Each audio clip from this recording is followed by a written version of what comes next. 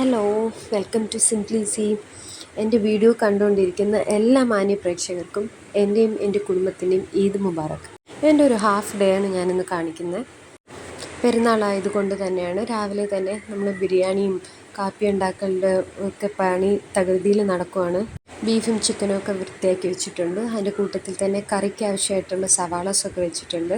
അപ്പോൾ രാവിലെ തന്നെ ചായ കുടിയിൽ സ്റ്റാർട്ട് ചെയ്യാം. ഞാൻ കോഫിയാണ് കുടിക്കുന്നത്. മക്കൾക്കൊക്കെ കട്ടൻ ചായ കൊടുക്കുന്നത്. എന്നും അങ്ങനെയല്ല, പാല് കുടിക്കാനുള്ള മൂഡില്ലെന്നുണ്ടെങ്കിൽ കട്ടൻ ചായ ചോദിച്ച് വാങ്ങിക്കും. അങ്ങനെയാണ്. അങ്ങനെ ചായ കുടി പരിപാടിയൊക്കെ ഒന്ന് ഒതുങ്ങിയപ്പോഴേക്കും പുറത്ത് അമ്മച്ചിയുടെ പരിപാടി തുടങ്ങി.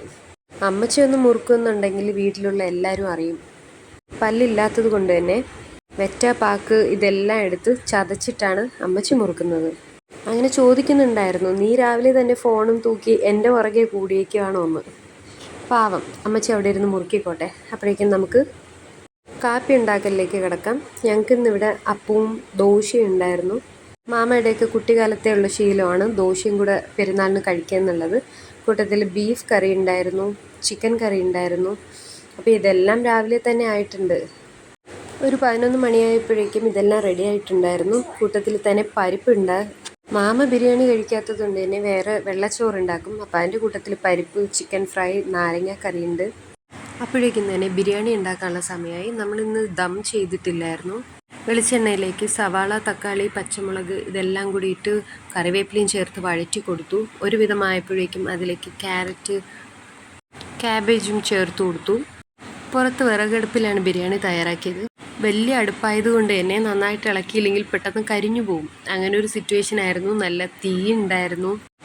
അതിനൊപ്പം തന്നെ നല്ല വെയിലും കൂടി ഉണ്ടായിരുന്നു. 2 ദിവസമായിട്ട് നമുക്കൊന്നും മഴയില്ല. ഒരു 50% ക്യാരറ്റ് വെന്ത് കഴിയുമ്പോഴേക്കും നമുക്കിതിൽ ആവശ്യത്തിനുള്ള വെള്ളം ചേർത്ത് കൊടുക്കാം. 1 കപ്പ് അരിക്ക് 2 കപ്പ് വെള്ളം, ആ ഒരു റേഷ്യോയിലാണ് ചേർത്ത് കൊടുത്തേക്കുന്നത്. അതിനൊപ്പം തന്നെ പാകത്തിനുള്ള ഉപ്പും കൂടി ചേർത്ത് കൊടുക്കണം. ഇങ്ങനെ ഓപ്പൺ എയർ കുക്കിംഗ് ആയതുകൊണ്ട് തന്നെയാണ് ചെറുതുങ്ങളെല്ലാം കൂടി വന്നിട്ടുണ്ടായിരുന്നു. കുക്ക് ചെയ്യണം, ഹെൽപ്പ് ചെയ്യണമെന്നൊക്കെ പറഞ്ഞിട്ട്.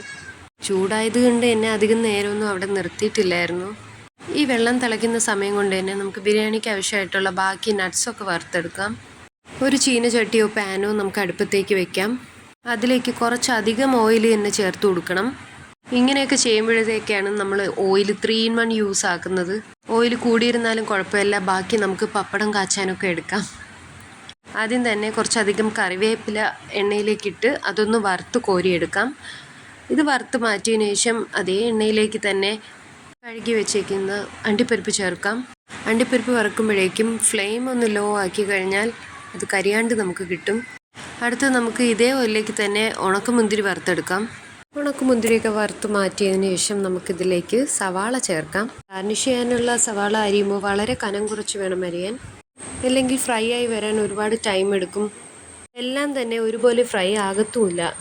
സവാള ഒന്ന് ഫ്രൈ ആകുന്ന ടൈം കൊണ്ട് തന്നെ നമുക്ക് ബിരിയാണിയുടെ വെള്ളം തിളച്ച് കിടപ്പുണ്ട്. അതിലേക്കുള്ള അരി ചേർത്ത് കൊടുക്കാം. വെള്ളം തിളയ്ക്കുന്നതിന് മുന്നേ തന്നെ നമ്മൾ ഉപ്പ് ചേർത്തിട്ടുണ്ടായിരുന്നു. ബിരിയാണിക്ക് എപ്പോഴും ഉപ്പ് ചേർക്കുമ്പോൾ അല്പം മുന്നോട്ട് നിൽക്കണം, ഇല്ലെങ്കിൽ വെന്ത് വരുമ്പോഴേക്കും ഉപ്പ് കുറവായിരിക്കും. അതിൻ്റെ കൂടെ തന്നെ നമുക്കൊരു ചെറുനാരങ്ങയുടെ നീരും കൂടി ചേർത്ത് കൊടുക്കാം. ചോറ് വേകുമ്പോൾ അധികം ഒട്ടിപ്പിടിക്കാണ്ടിരിക്കാനാണ്. വറുക്കാൻ വെച്ച ഉള്ളിയിലേക്ക് ഒരു അല്പം വഴന്നു വന്ന് കഴിയുമ്പോഴേക്കും ഒരു പിഞ്ച് ഉപ്പ് ചേർത്ത് കൊടുക്കാം. ഒരു 30 സെക്കൻഡ് കഴിയുമ്പോഴേക്കും 1/4 ടീസ്പൂൺ പഞ്ചസാരയും കൂടി ചേർത്ത് കൊടുക്കാം. ഈ ടിപ്പ് ചെയ്ത് കഴിഞ്ഞാൽ സവാള പീസസ് എല്ലാം ഒരുപോലെ ഫ്രൈ ആകുകയും അധികം സമയം എടുക്കുകയും ഇല്ല. ഉള്ളിയൊക്കെ അപ്പോൾ ഫ്രൈ ആയി വരട്ടെ. നമുക്ക് ബിരിയാണി എന്തായെന്ന് നോക്കാം. ഏതാണ്ട് ഒരു 90% വെള്ളം വറ്റിയിട്ടുണ്ട്. ഈ ഒരു ടൈം ആകുമ്പോഴേക്കും വേണമെങ്കിൽ 1 ടീസ്പൂൺ നെയ്യും കൂടി ചേർത്ത് കൊടുക്കാം. നമ്മൾ ദം ചെയ്യുന്നില്ല എന്ന്, അതുകൊണ്ട് ഈ റൈസ് എല്ലാം കൂടി തട്ടിപ്പൊത്തുവാണ്. ദം ചെയ്യുന്നവർ ഈ ഒരു ടൈം ആകുമ്പോഴേക്കും 1/4 ഭാഗത്തോളം റൈസ് ഇതിൽ നിന്ന് മാറ്റണം. എന്നിട്ട് നമ്മൾ തയ്യാറാക്കി വെച്ചേക്കുന്ന ഗ്രേവീസ് വെച്ച് ലെയർ ചെയ്യാം. ഇതിൻ്റെ മുകളിലേക്ക് നമ്മൾ വറുത്ത് വെച്ചേക്കുന്ന സവാള, അണ്ടിപ്പരിപ്പ്, മുന്തിരി ഇതെല്ലാം കൂടി ചേർക്കാം. അതിന് മേലേക്ക് അരിഞ്ഞു വെച്ചേക്കുന്ന മല്ലിയില, പുതിനയില ഇട്ട് കൊടുക്കാം. ചിലരൊക്കെ ബിരിയാണി തയ്യാറാക്കുമ്പോൾ അതിലേക്ക് പൈനാപ്പിൾ ചേർത്ത് കൊടുക്കാറുണ്ട്. പൈനാപ്പിൾ ചേർക്കുന്നത് എപ്പോഴാണെന്ന് വെച്ചാൽ ബിരിയാണി റൈസ് ഇട്ട് കഴിഞ്ഞിട്ടാണ് പൈനാപ്പിൾ ഇടുന്നത്. നമ്മൾ യൂഷ്വലി പൈനാപ്പിൾ ചേർക്കാറില്ല ബിരിയാണിക്ക്, പകരം എസൻസ് ചേർക്കും. എല്ലാ ഫ്രൈസും ചേർത്തതിന് ശേഷം ലാസ്റ്റ് പൈനാപ്പിൾ എസൻസ് സ്പ്രിങ്കിൾ ചെയ്ത് കൊടുക്കുന്നുണ്ട്. ഇതെല്ലാം കഴിഞ്ഞ് അതേ കനലിൽ തന്നെ ഒരു 10 മിനിറ്റ് കൂടി അടപ്പിട്ട് അടച്ചു കഴിഞ്ഞാൽ അതിൻ്റെ ഫ്ലേവർ എല്ലാ ഭാഗത്തും എത്തും. ഏതാണ്ട് ഒരു അരമണിക്കൂർ കഴിഞ്ഞിട്ടാണ് ചെമ്പ് തുറന്ന് നമ്മൾ സെർവ് ചെയ്യുന്നത്. ഒട്ടുമേ അരികളൊന്നും ഒട്ടിപ്പിടിച്ചിട്ടില്ലായിരുന്നു. അതിൻ്റെ കൂടെ ബീഫ് കറിയാണ്. വെള്ളമൊക്കെ കുറഞ്ഞൊരു ഗ്രേവി പരുവത്തിനാണ് ഇന്ന് ചെയ്തത്. അതിനൊപ്പം തന്നെ അല്പം കറി നാരങ്ങ, പരിപ്പുണ്ടായിരുന്നു, ഇഞ്ചിക്കറി ഉണ്ടായിരുന്നു. ഇത് ബിരിയാണി കഴിക്കാത്തവർക്ക് വെച്ചതാണ്. കൂടെ തന്നെ ചിക്കൻ ഫ്രൈ ഉണ്ടായിരുന്നു, പപ്പടം കാച്ചിയതും. അടിപൊളിയായിരുന്നു ഫുഡ്. വീഡിയോ ഇഷ്ടമായി കഴിഞ്ഞാൽ ലൈക്ക് ചെയ്യണം. ഈസി റെസിപ്പീസിനായിട്ട് നമ്മുടെ ചാനൽ ഒന്ന് സബ്സ്ക്രൈബ് ചെയ്യണേ. ബൈ.